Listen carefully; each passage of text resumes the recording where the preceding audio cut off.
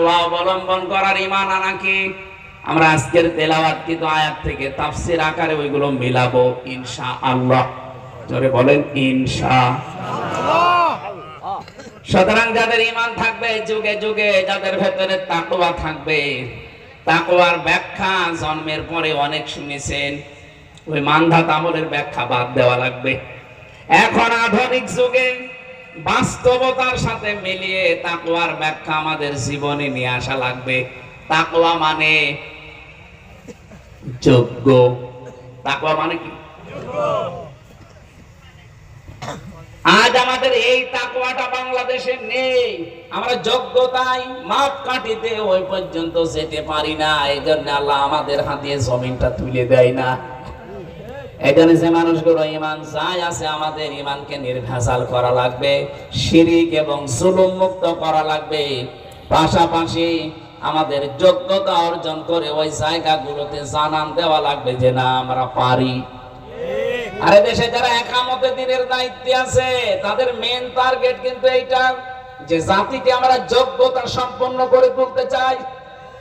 যদিও জালেমদের কারণে 15.5 বছরে জাতি চেষ্টা চালিয়েছে, কিন্তু ওই জায়গা পর্যন্ত জালেমরা আমাদের যেতে দেয়নি। আমরা যোগ্যতা সম্পন্ন ডাক্তার বানাতে চেয়েছিলাম, যোগ্যতা সম্পন্ন ব্যারিস্টার বানাতে চেয়েছিলাম, যোগ্যতা সম্পন্ন বিচারক বানাতে চেয়েছিলাম, যোগ্যতা সম্পন্ন প্রশাসনের লোক বানাতে চেয়েছিলাম, যোগ্যতা সম্পন্ন বিশ্ববিদ্যালয়ের শিক্ষক বানাতে চেয়েছিলাম। 15.5 বছরে এমন কোন ঠাসা অবস্থায় আমাদেরকে রেখেছে, ওই জায়গা পর্যন্ত যাওয়ার আগে চেয়ার কেড়ে নিয়েছে। কথা বলে ঠিক কি?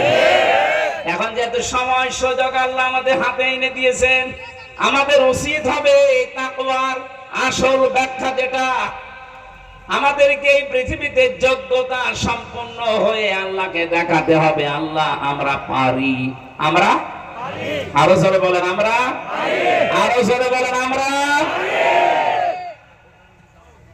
শুধু ঘরের ভেতরে, খানকার ভেতরে, মসজিদে, মাদ্রাসায়, দরগায় বসে থাকার জন্য আল্লাহ আপনাকে পাঠায়নি। আল্লাহ পাক বলেন ইন্নী জাইলুম ফিল আরদি খলিফা, আমি জমিনে খলিফা পাঠাতে চাই। আল্লাহ কিন্তু এখানে বলেননি ইন্নী জাইলুম ফিল মাদারিসি খলিফা, ইন্নী জাইলুম ফিল মাসাজিদি খলিফা, ইন্নী জাইলুম ফিল খানকা খলিফা।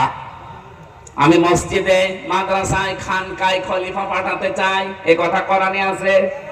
আরো জোরে বলেন। হ্যাঁ, জবাব দেওয়া লাগবে, কথা বুঝলে বলেন। আল্লাহ কি কোরআনে কোন জায়গায় দিয়েছেন আমি খানকায় খলিফা পাঠাতে চাই?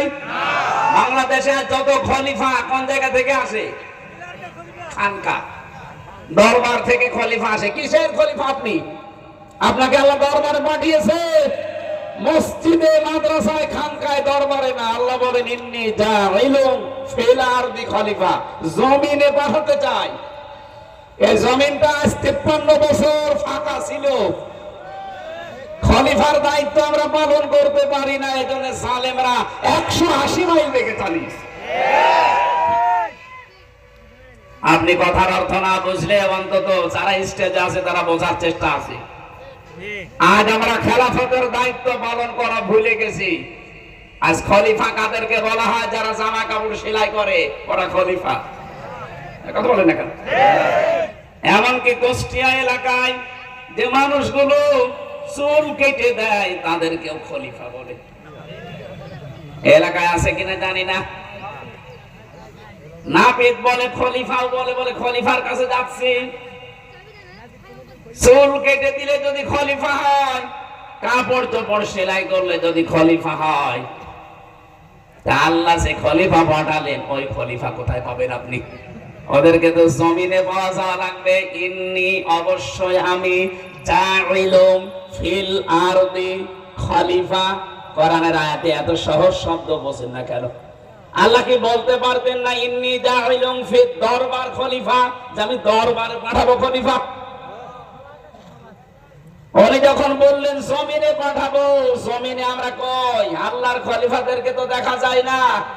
আল্লাহর খলিফাদের যখন জমিনে আসতে বলা হয়, বড় বড় টুপি মাথায় দেওয়া, জুব্বা গায়ে দেওয়া, বিশাল পাগড়ি মাথায়